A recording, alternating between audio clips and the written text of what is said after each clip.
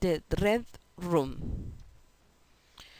Does the story have a theme? What is the story about? What is the central idea? Is implicit or explicit?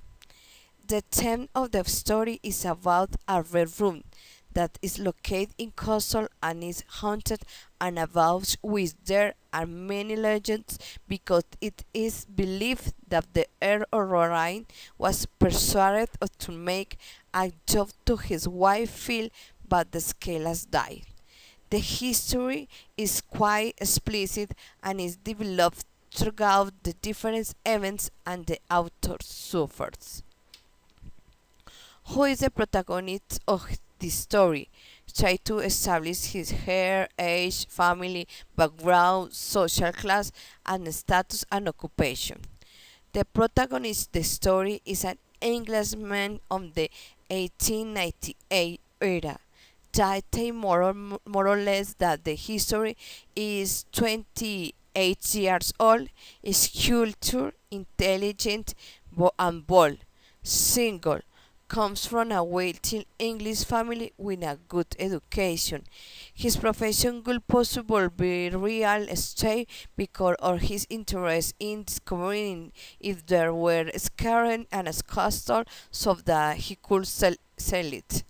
Or he could also be a psychologist to experience the deepest fears that the human being faces when he is total darkness and silence. What is the problem presented in this story? How was the problem solved at the end? The problem of history is when a young man arrives at the castle on Lorraine where three old people live, and he wants to discover the story about the Red Room. The old people have lived out their lives there, but they have never dared to visit the room anymore. That day or night you feel the presence of a dark force. The problem was not solved because the protagonist was attacked by said presence and indeed badly wounded.